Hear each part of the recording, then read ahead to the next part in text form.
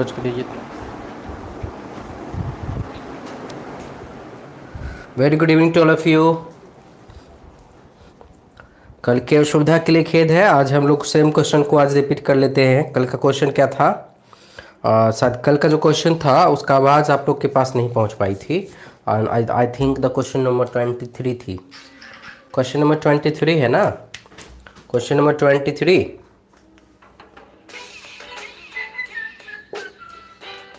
23 था ना बाबू? Question number 23।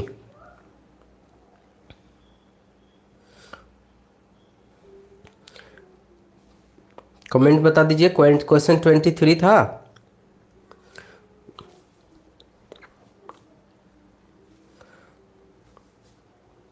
Okay, question number 23 देखते हैं।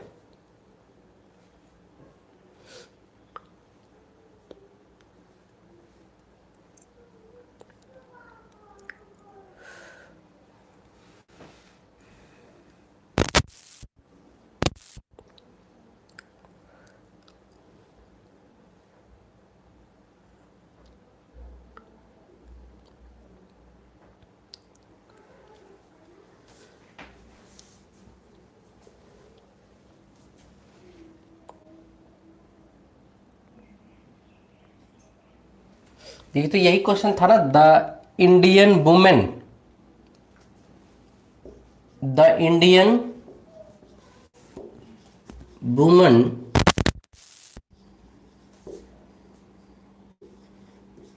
वांट्स, यही क्वेश्चन था ना?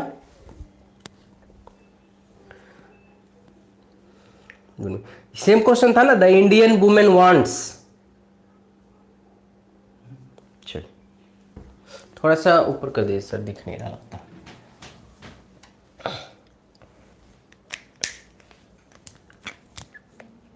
ठीक है, चलिए। पी में क्या कर रहा है सो देखिए। पी में कर रहा है इन अ मेल डोमिनेटेड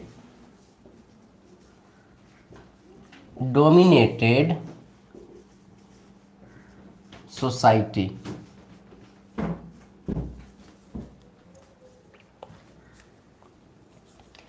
क्यों में कर रहा है एज एन इक्वल पार्टनर या पार्टनरशिप। आर में कह रहा है and it is not too much to demand. कह रहा है कि ये डिमांड उनका ज्यादा भी नहीं है, जेन्युइन डिमांड है। एस में कह रहा था हर राइटफुल प्लेस ऑप्शन है SRPQ। बी में ऑप्शन है RSQP। सी में है SQPR और डी में है QPSR।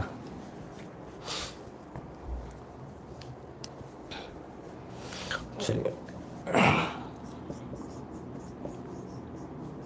ट्रिक की बात करें तो वांट के बाद या तो 2+V1 लगता है। जैसे I want to marry you, मैं तुमसे शादी करना चाहता हूं। तो सामान्य तौर पर या तो वांट के बाद 2+V1 आता है बच्चों, 2+V1 आता है। नहीं तो एक और याद रखिएगा, वांट समथिंग,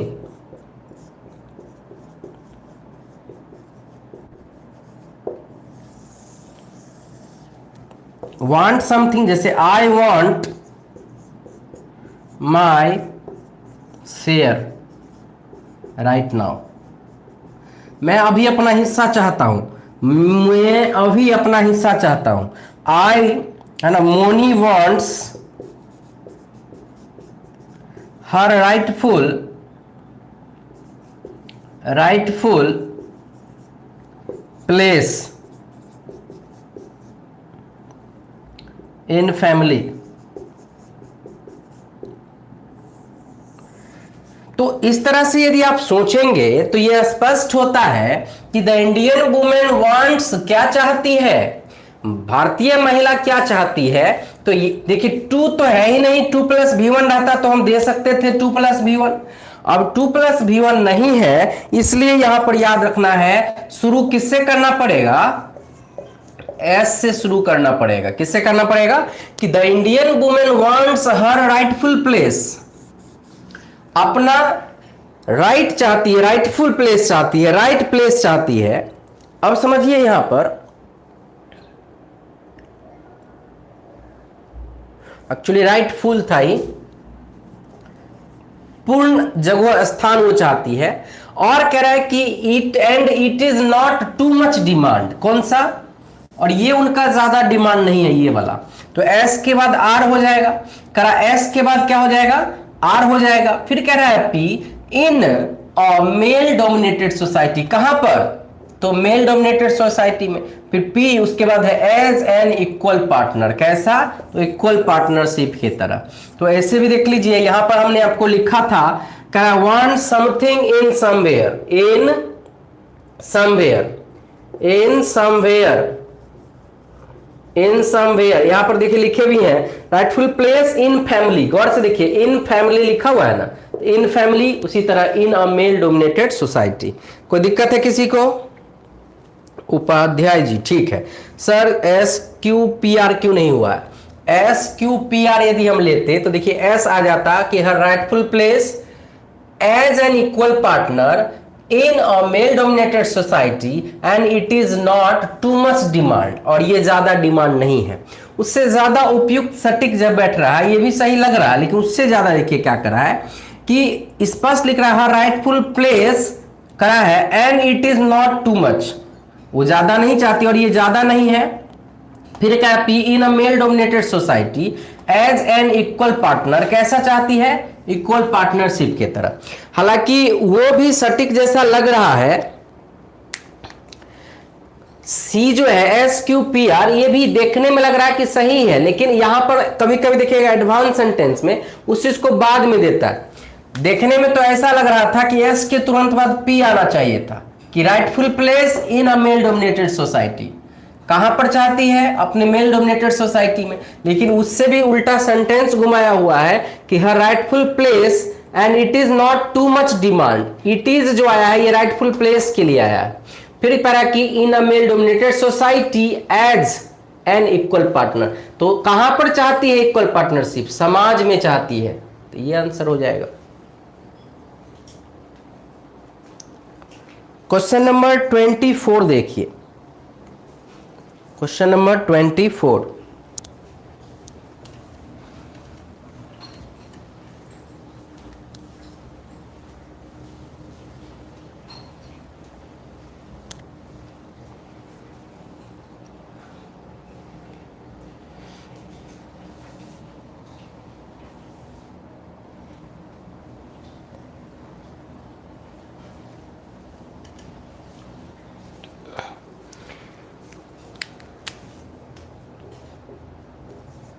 गौर से देखिए क्या करा है कि दिस इज अ लेटर, बहुत आसान है, दिस इज अ लेटर, यह एक पत्र है। पी में कह रहा है बाय अ यंग लेडी, यदि आप वॉइस पढ़े हैं तो बन जाएगा आपसे। क्यू में कह रहा है who was lately bounded in a dual, dual का मतलब होता है युद्ध, दो आदमी का झगड़ा। आर में कह रहा है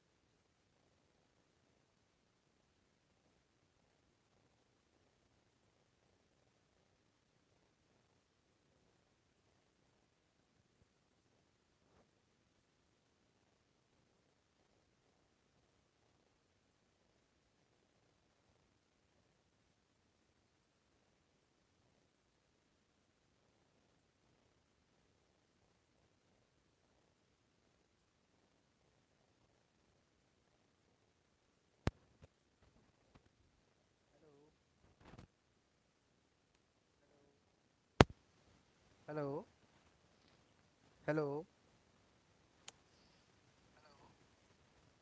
हेलो हेलो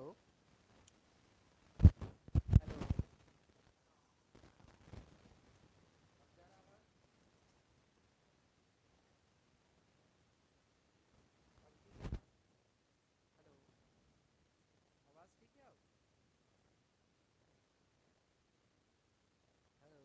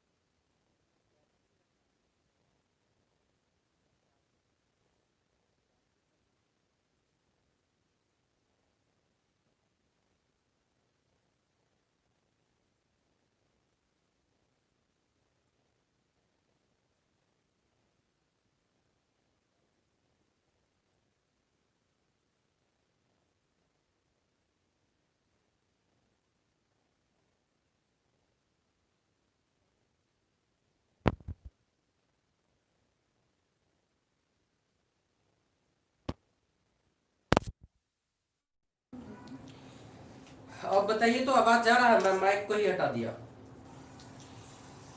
बताइए तो आवाज जा रहा है? मैं माइक को ही हटा दिया। एक्चुअली हुआ क्या है कि जो माइक है ना उसका बैटरी जो है ऑफ हो गया, बैटरी डिस्चार्ज हो गया है, तो बैटरी चार्ज होगा, ठीक हो जाएगा। चलो, आई आई होप कि आवाज जा रहा होगा। थोड़ा सा फ्रेश नहीं पता चल रहा होगा आवाज, लेकिन आवाज जा रहा होगा आई थिंक।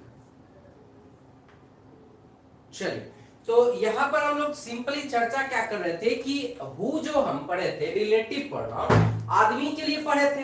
अब यहाँ पर ये जो हु आदमी दिख रहा है ये किसके लिए आएगा? आदमी खोजिए, कहाँ है आदमी? इसमें से कहाँ है? यहाँ पर है। तो ये बात तो स्पष्ट दिख रहा है कि लेडी के लिए हम हु का प्रयोग करेंगे, लेडी के लिए हु का प्रयोग करेंगे। इसका मतलब P के तुरंत बाद Q देना पड़ेगा। P के तुरंत बाद Q कहां कहां पे है? तो यहां नहीं है, यहां भी नहीं है, यहां भी नहीं है। आंसर क्लियर हुआ? अब तो जा रहा होगा आवाज? अब भी नहीं जा रहा है? अब तो जा रहा होगा आवाज? अब जा रहा है ना आवाज?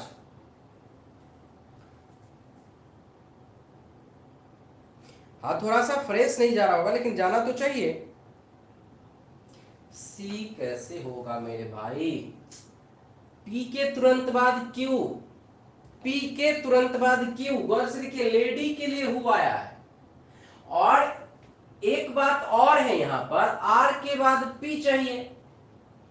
आर के बाद क्या चाहिए? पी चाहिए। आर के बाद पी चाहिए, क्योंकि क्या कह रहा है? Written by, written by. ये तो स्पष्ट आंसर है ए। ये तो स्पष्ट है ना बाबू? आवाज कम आ रहा है।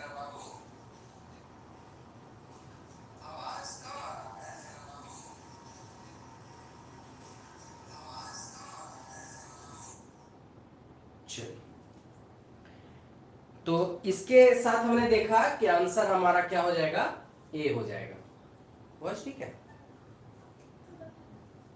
वॉइस तो ठीक है। इसमें आप अपना साउंड बढ़ाने का कोशिश कीजिए। चलिए, तो हम लोग नेक्स्ट क्वेश्चन देखेंगे। उससे पहले मैं एक बार फिर से बता देता हूं कि रिलेटिव प्रोनाउन हु जो है ये लेडी के लिए आया है। जब हम आपको कोरोना कंसेप्ट पढ़ा रहे थे तो बताए थे कि रिलेटिव प्रोनाउन हु का प्रयोग उस आदमी के नाम के तुरंत बाद रखते हैं जिसके लिए वो आया है। तो यहाँ पर हु किसके लिए आया था? इस लेडी के लिए। तो पी के तुरंत बाद क्यों रखेंगे? पी के तुरंत बाद क्यों रखेंगे? तो पी के तुरंत बाद क्यों कहां पे है? चारों ऑप्शन को देखिए, पी के तुरंत बाद क्यू ए नंबर में है। एक और बात बताए हैं वॉइस में कि रिटेन बाय होता है, तो आर के तुरंत बाद पी चाहिए, आर के तुरंत बाद पी कहां पे है? आंसर ए हो गया। आंसर क्या हो गया? ए हो गया। कोई दिक्कत है किसी को? कोई दिक्कत है? आगे बढ़ा जाए। Question number 25। Let's see the question number 25। जिन्हें स्क्रीनशॉट लेनी है ले ले।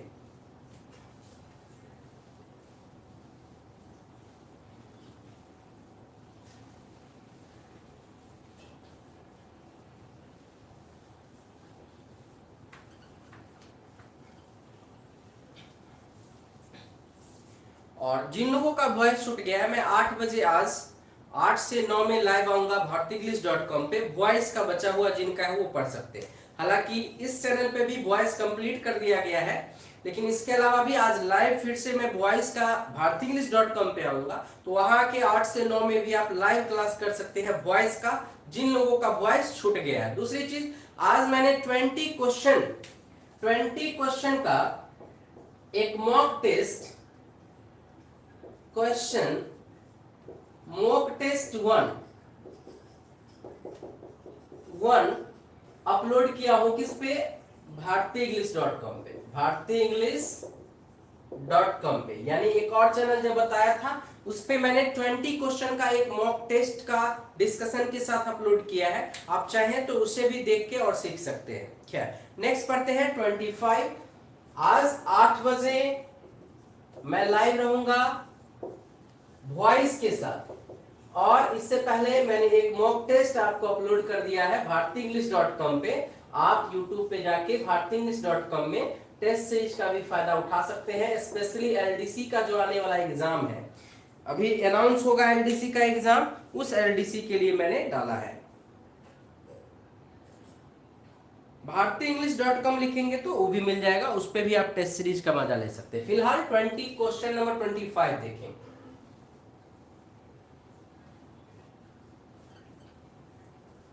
चलिए, क्वेश्चन नंबर 25 स्क्रीन पे दिख रहा है, देखिए 25 क्या कहता है, सो देखिए। इट इज, पी में कह रहा है फॉर अ मैन,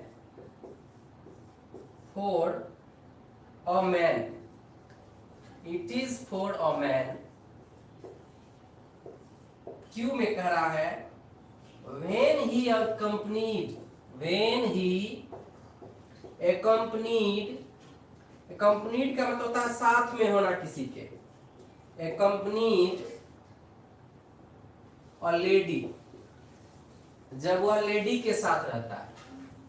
आर में कह रहा है to open sorry an accepted custom का मतलब होता है प्रथा।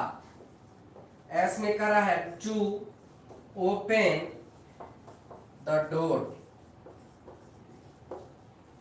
ए में है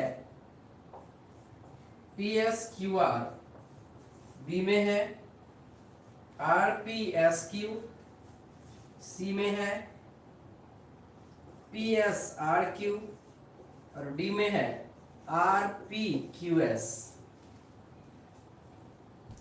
बड़ा सिंपल है, सोचिए।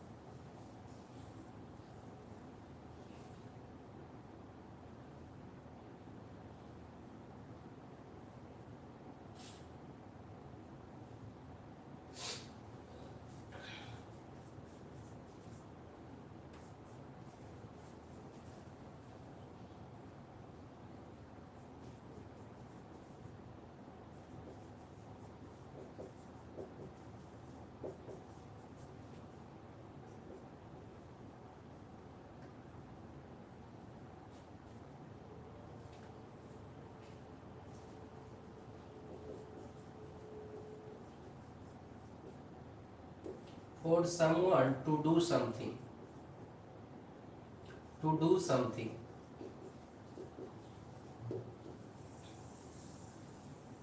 ये बात से स्पष्ट हो गया, custom for a man two plus B1। Answer आप दे सकते हैं।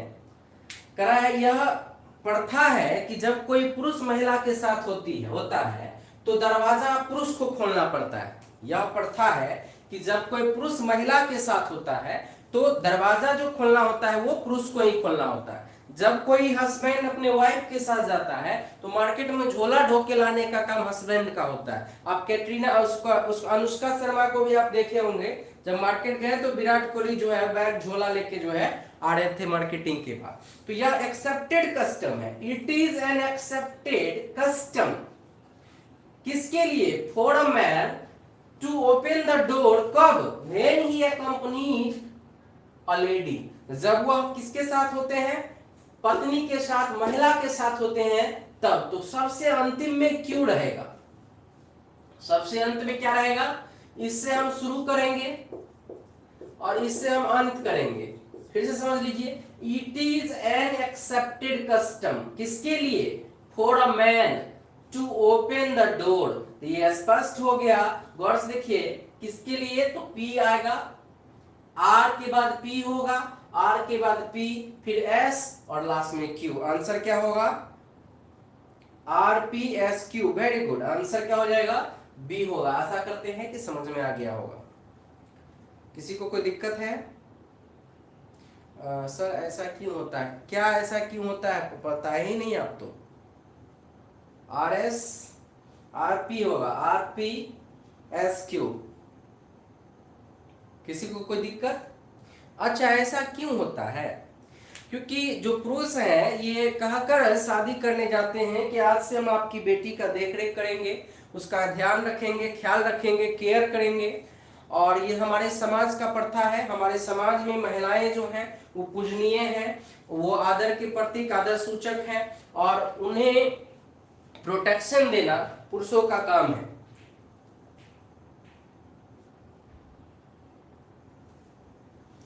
क्योंकि आप जब शादी करते हैं तो ये आप प्रॉमिस करते हैं, वादा करते हैं कि आज से मैं आपका रेस्पेक्ट करूंगा, आपका सेवा करूंगा, आपकी जो हर जरूरत है उसे पूरा करूंगा, इसलिए ऐसा करना होता है। समाज में जो देवी हैं वो पूजनीय होती हैं, इसलिए भी ऐसा किया जाता है और करना चाहिए भी। आगे बढ़े बाबू। क्वेश्चन नंबर 26 देखते हैं, ठीक है? Question number 26।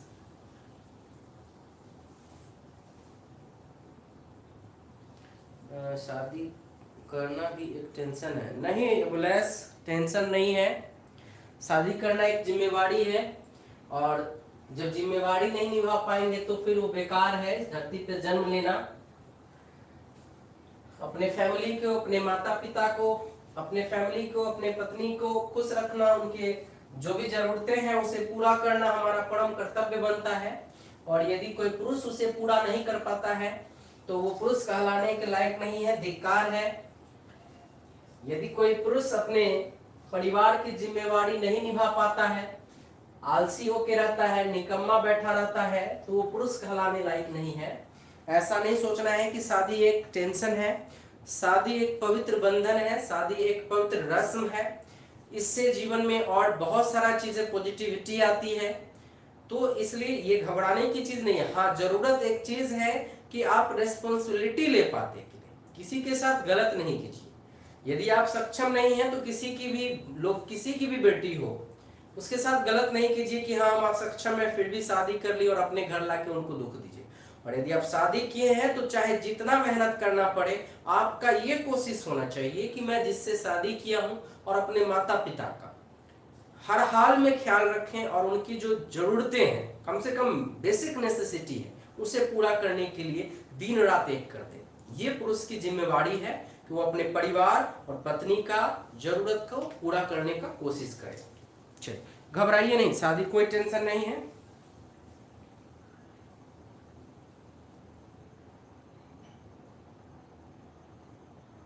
जी नहीं, दीपक गलत सोच है आपका, ऐसा नहीं सोचते। अच्छे बच्चे ऐसा नहीं सोचते हैं। अच्छे बच्चे जीवन में ये सोचते हैं कि कैसे हम बहुत जीवन में अच्छा करें और कैसे आने वाले जो आपके जीवन में होंगी जीवन संगनी उसे खुश रखें। चलिए आप देखते हैं 26 नंबर क्वेश्चन। वी डैश, ये और आसान है। वी डैश क्या, तो वी एग्री विथ, बताए थे ना एग्री दो लेता है, टू या विथ, क्यू में है। The matter, the matter in which you said,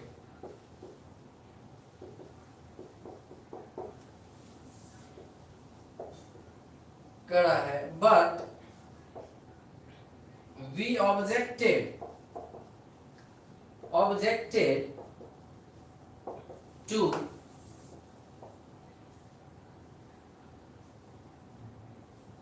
what you said.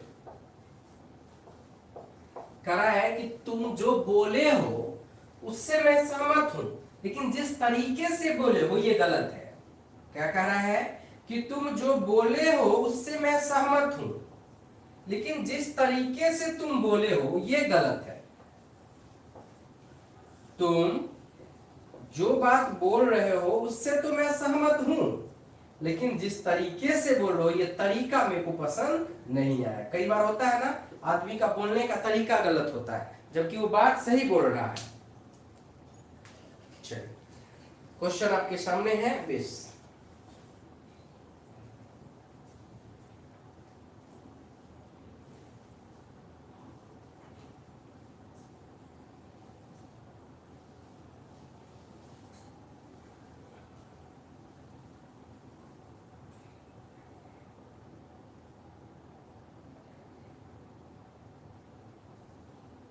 Very good, excellent. सभी लोग वीडियो को लाइक कर दीजिए।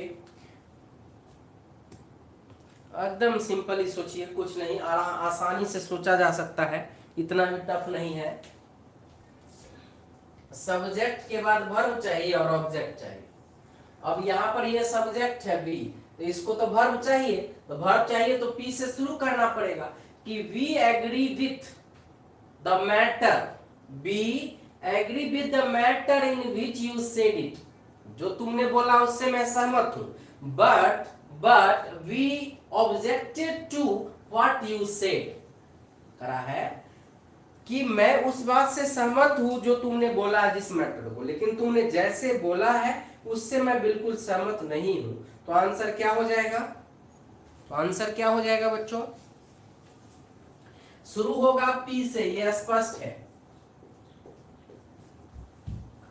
शुरू होगा पी से, बिल्कुल पी क्यू आर एस सही आ गया राम जी, बिल्कुल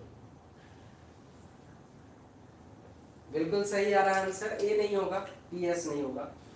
करा be agree with what you said, ये गलत हो जाएगा। एग्री विथ मैटर होता है,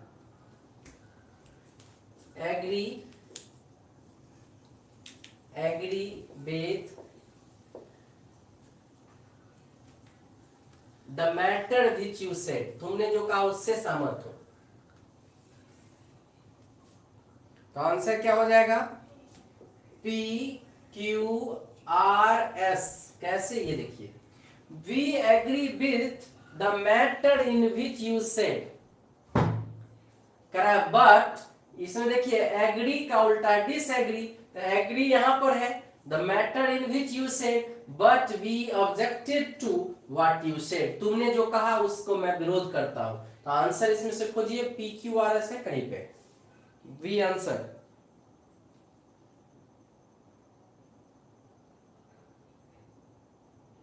क्वेश्चन क्या होगा? पी क्यू आर एस होगा।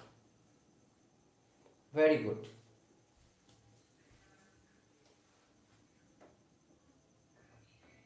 बिल्कुल PQRS हो जाएगा। क्यों हो जाएगा? सीधा बात है कि हम P से शुरू करेंगे और लास्ट में कर रहा है objected to what you said. Question number 27।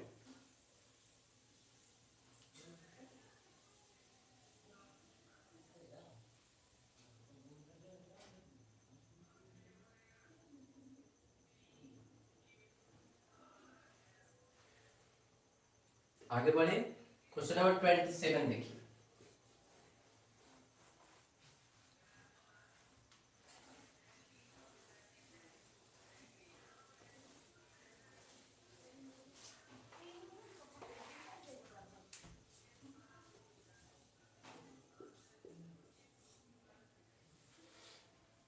इसमें एक्स्ट्रा कुछ नहीं है, पी में कह रहा है it is a wonder that migratory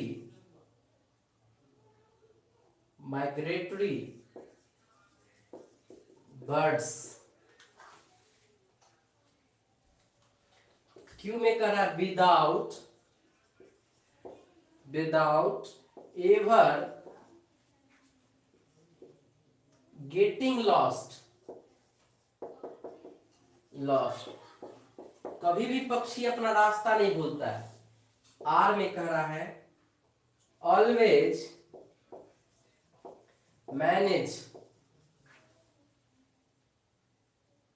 to find their home, कितना भी ऊपर उड़ जाता है अपना घर खोज लेता है पक्षी। एस में कह रहा है फ्लाइंग thousands of kilometers,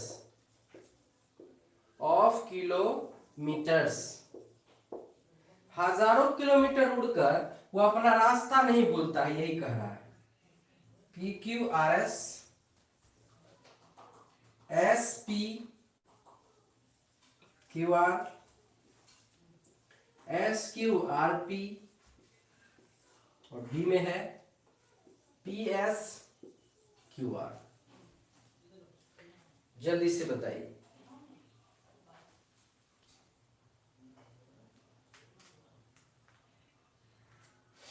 तो स्पष्ट हो गया ना कि P से शुरू होगा, P से शुरू होगा, यह स्पष्ट है।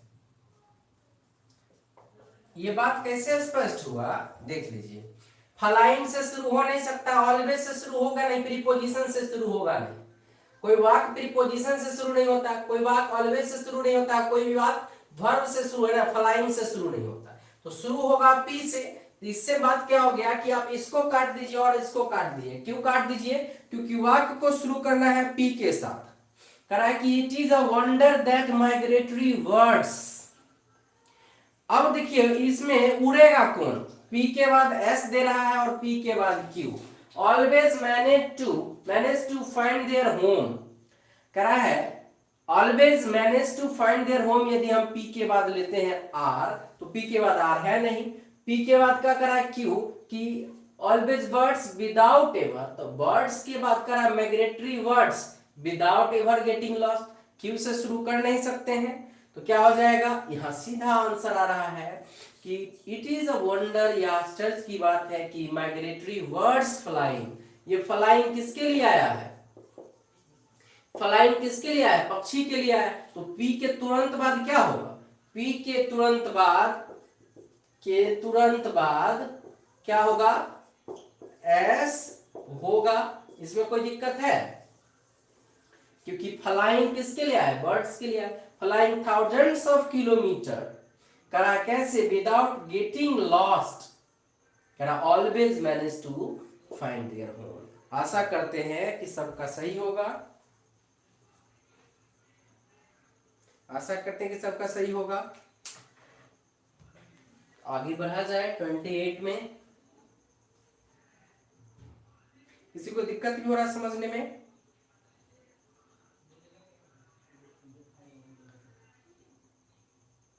एक बार फिर से आइए।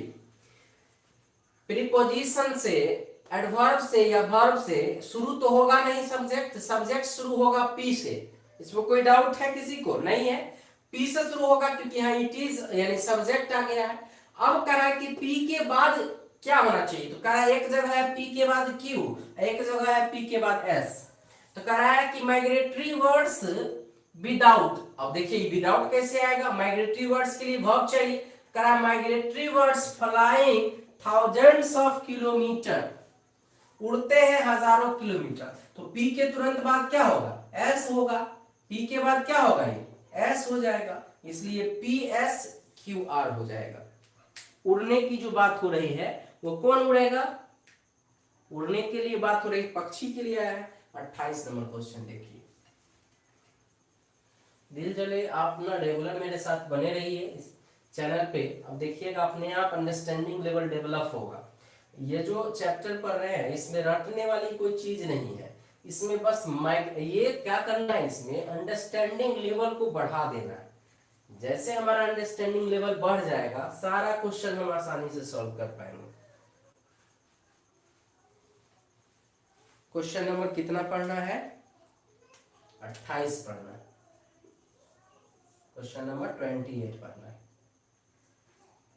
चलिए क्वेश्चन नंबर 28 करा है। ही आस्क्ड मी, पी में कह रहा है वुड टेलीफोन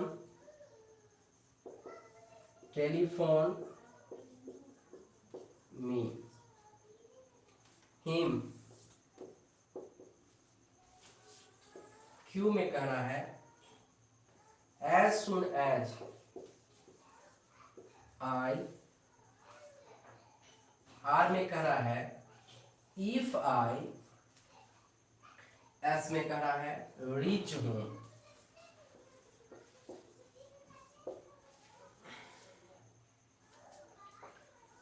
यदि आप पढ़े होंगे P S Q R, B में है Q P R S, C में है R P Q S, D में है एस आर क्यू पी।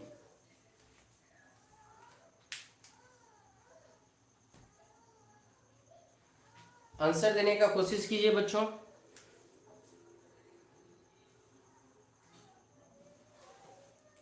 एक क्वेश्चन आएगा 2 नंबर का इसका एलडीसी में।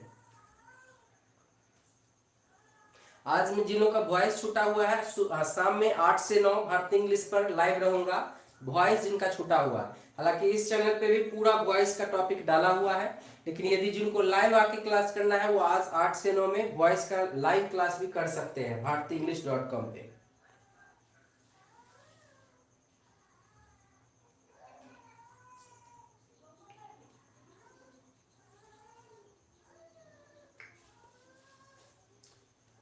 चलिए क्वेश्चन को यदि देखा जाए, नरेशन यदि आप पढ़े होंगे तो अच्छे से बना सकते हैं इसको कि वाक्य जो शुरू होगा वो किससे होगा। सी आंसर आया किसी का, वेरी गुड, सी से होगा। यहां पर क्या आता है, इफ आएगा, किससे शुरू होगा, इससे शुरू होगा। और जैसे ही आर से शुरू करेंगे तो आंसर हो गया, क्या हो गया, if I would telephone him as soon as I reach home। कह रहा है he asked me if I would telephone him, मैं जैसे ही उसे फोन करूंगा, कह रहा है as soon as I reach home, तो वैसे ही वो क्या पहुंच जाएगा, मेरे घर पर पहुंच जाएगा। कोई दिक्कत है, R P Q S, very good, C answer होगा। आप डायरेक्शन यदि पढ़े होंगे तो उसमें पढ़े होंगे कि कंजक्शन के रूप में इफ या वेदर का प्रयोग होता है, इफ या वेदर का प्रयोग किया जाता है। और मैं डायरेक्शन का जब टॉपिक स्पेशली पढ़ाऊंगा तो आप लोग भी अटेंड कर लीजिएगा, और इससे क्या होगा कि आपको आगे चलकर बनाने में कोई दिक्कत नहीं आएगी, आसानी से आप क्वेश्चन को सॉल्व कर पाएंगे। Okay, now let's see the question number 20। Question number 29 होगा, क्वेश्चन नंबर 29।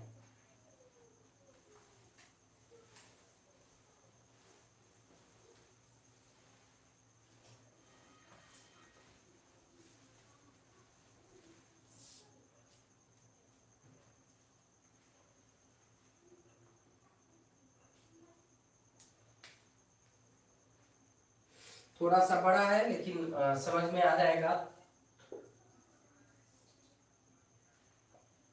घबराने की जरूरत नहीं है। एक में कह रहा है एडवर्टाइजिंग,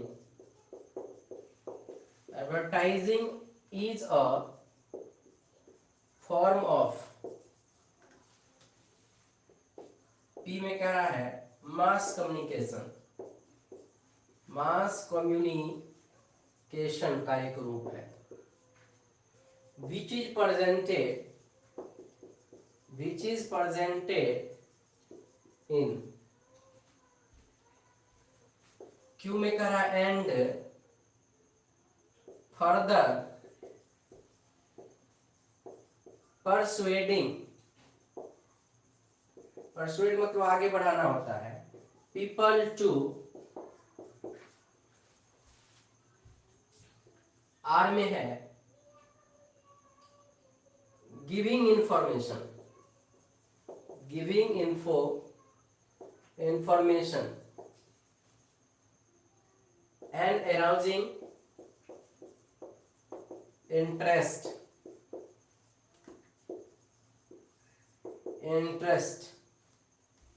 एस में है form of sine and symbols. इतना बड़ा का हिंदी करने की जरूरत ही नहीं है, आपको हिंदी नहीं करना है, आपको हिंदी नहीं करना है, क्यों नहीं करना है वो भी बताते हैं। प्रोडक्ट, जितना बड़ा प्रॉब्लम उतना ही छोटा सॉल्यूशन, SQPR, बी में है PSRQ। देखिए भले सेंटेंस बड़ा लग रहा है लेकिन इसका सॉल्यूशन तुरंत बना लेंगे, और हिंदी तो करना ही नहीं, उतना टाइम नहीं देता है एग्जाम कि आप हिंदी करते फिरिए, बैठ के वहां पर विद्वान बनने के टाइम नहीं देता है। चलिए, अच्छे से नहीं दिखाई दे रहा है,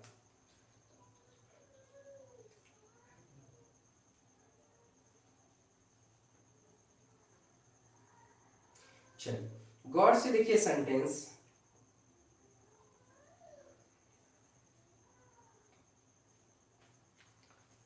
रेगुलर बने रहिए, दिल जले समझ में आएगा। यहां पर ट्रिक दे रहा हूं मैं कि टू के बाद भैया V1 का प्रयोग होता है, इसका मतलब है टू बाई होगा, क्या होगा, टू बाई। इससे पता चल गया कि ये अंत में होगा, इससे पता चला कि इस सेंटेंस को अंतिम में रखेंगे, टू बाई, टू के बाद क्या चाहिए, V1 चाहिए, तो Q सबसे अंतिम में कहां कहां पर है ये ढूंढिए। बिल्कुल Q सबसे अंतिम में जहां होगा वो आंसर हो जाएगा। Q सबसे अंतिम में कहां कहां पे है, तो Q सबसे अंतिम में B में है और C में है। फिर एक बात देख लीजिए, advertising is a form of mass communication होता है। एडवर्टाइजिंग क्या है, मास कम्युनिकेशन का एक हिस्सा है। तो P से शुरू करेंगे और Q से अंत करेंगे, P से शुरू करेंगे और Q से अंत करेंगे। वेरी गुड स्नेहा, और बहुत अच्छा, वेरी गुड ब्यूटी, साधना, मधुसूदन, वेरी गुड, राजकुमार, शिवांगी, वेरी गुड। आंसर हमारा क्या हो जाएगा, बी हो जाएगा बच्चों।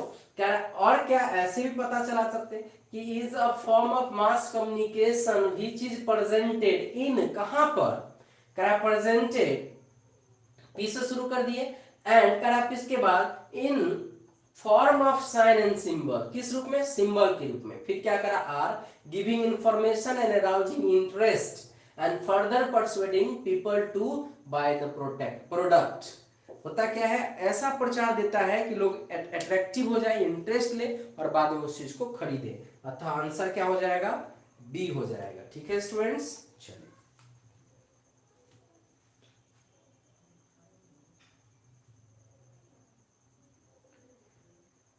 चलिए ठीक है स्टूडेंट्स, नेक्स्ट जो क्वेश्चन है 30 नंबर क्वेश्चन है,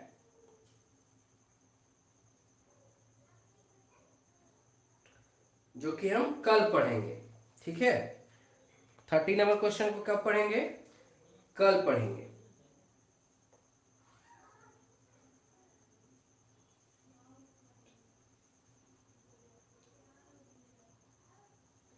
ठीक है स्टूडेंट्स, या अभी पढ़ा दो, 30 नंबर खत्म कर ही दो क्या। क्वेश्चन नंबर 30 भी आज ही पढ़ा दूं, सीधा रहेगा। चलिए क्वेश्चन नंबर 30 भी देख ही लीजिए।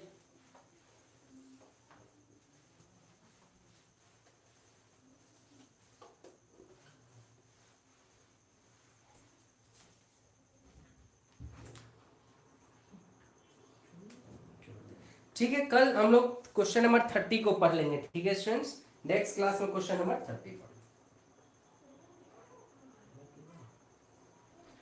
चलिए तो मिलते हैं नेक्स्ट क्लास में। और आज वॉइस जिनको लाइव क्लास करना है वो 8 बजे से लाइव क्लास कर सकते हैं वॉइस का, bharateenglish.com पे। ठीक है स्टूडेंट्स, थैंक यू।